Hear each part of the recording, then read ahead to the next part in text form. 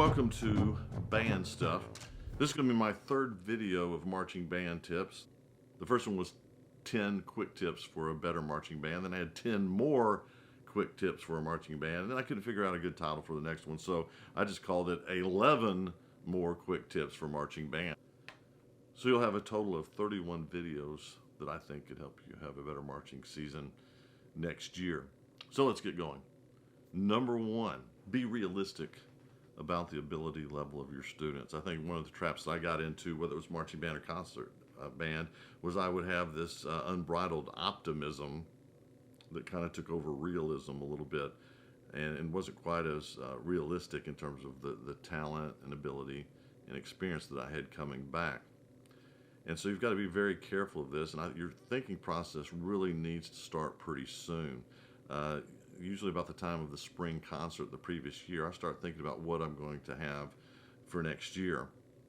And that way I can assess strengths, assess weaknesses, and maybe give me time even to teach a second instrument to somebody else and move them to another position to play that instrument and start teaching it during the year rather than when marching band starts.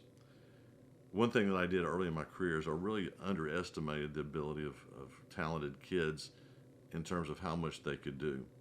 I was kind of raised, I guess, through band programs where you played your instrument and that was it. You don't touch somebody else's horn.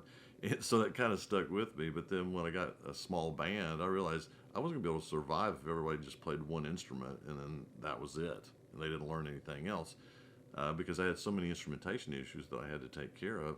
And I found that kids definitely had the talent and the desire to learn other instruments. Now, I made sure they had one that was really their main thing in terms of auditioning for all region and all state and those kind of things, but they were more than capable of playing a second, and real talented kids, even a third instrument, really well in high school to fill instrumentation problems. So assess your strengths, assess your weaknesses, but do that early, do that in the spring. Don't wait till summer practices begin. Number two, and this will be a quick one. Again, a lot of these comments are just generalizations that might not fit your situation. But in general, when you're considering music for the field, think at least one grade level down than what you normally would play in concert season, because you have to factor in the time and the difficulty of the marching aspect. Number three, don't hide your woodwinds on the field.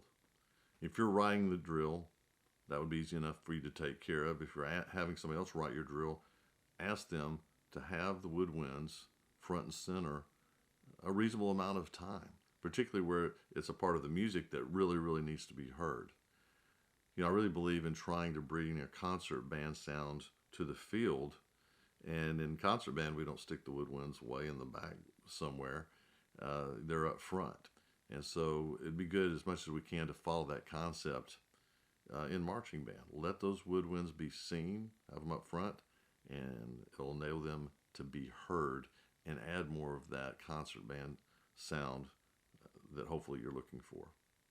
Number four, when considering drill design, obviously there are two main times you have your asymmetrical and your symmetrical. When working with my drill writers, I've talked to them a lot about having as much asymmetrical as we can. Now, of course, for contrast, you need to have a mix of the two. But if you're going to lean one way or the other, lean towards the asymmetrical. Because remember, when you have something like a triangle or a circle, you know, you can get that thing set up probably in 15 minutes, but then take you 3 months to ever get it to look good. So I would just really avoid using a lot of real obvious shapes that are very, very hard to clean, particularly if you have like a triangle and you're having to rotate it 32 counts. Man, that is just a lot of rehearsal time. You could maybe be working on an easier figure and the music. Number five, remember that once school starts, you're going to have a tremendous amount of distractions added.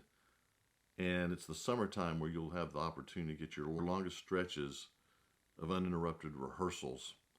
And so really plan well for your summer practices. Now, it can vary band to band how many weeks that you practice. I know there's some debate in terms of how much time you should devote to marching band. But I'll just leave that up to you. But whatever you do, make sure it's well thought out, it's well planned.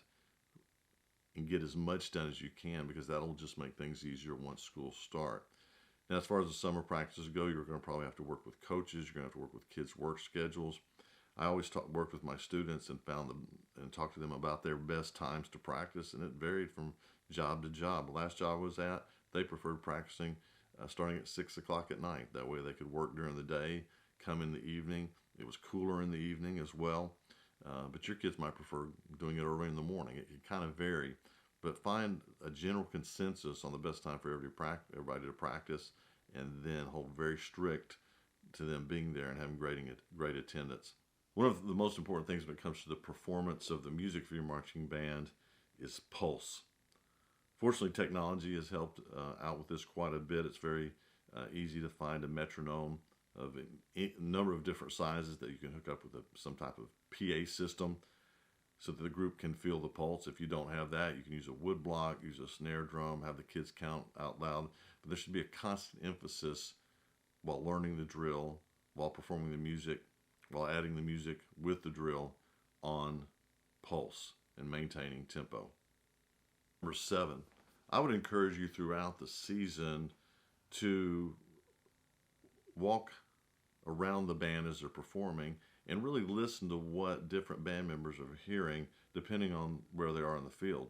I know a lot of times it's really easy as a director, not to do that year after year after year. And we kind of forget what it's like to actually be out there and hear what they're having to deal with. And when they're having tympano problems, it might be something you can't really notice from where you're at, but you have to go where they're at and experience what they're experiencing. Now, in general, what you're going to want to do is have those that are in the front of the band listen to the back, and those in the back of the band, in general, they will do what the drum major is doing instead of moving according to the sounds that are right in front of them. And another generalization is the band wants to listen to where the pulse is. Most of the time, it is going to be in your percussion section, but sometimes it's not. So to keep the tempo moving, listen to where the pulse is in the band. Number 8, one way to get the band started off with the correct pulse is to have your drum major either use a full silent count, or say you're in 4/4 time, either blow a whistle or give them counts 1 and 2 and have the final 2 counts be a silent count. But a full 4 counts of silent count will be good. It gets them concentrating better because they're all focused in on the drum major, and it prevents that sound delay. When they count off the full measure, your band's already likely to be behind because of the sound delay. So either use a 4 count silent count if you're in 4/4 time, or at least the last 2 counts as a silent count. Number 9, this might seem kind of obvious, but work hard to see your band as often as you can during practices from a high vantage point. I remember very early in my career getting a video, VHS, that shows how old I am, after a contest, and it had been filmed from the top of a university stadium, just right down on top of my group.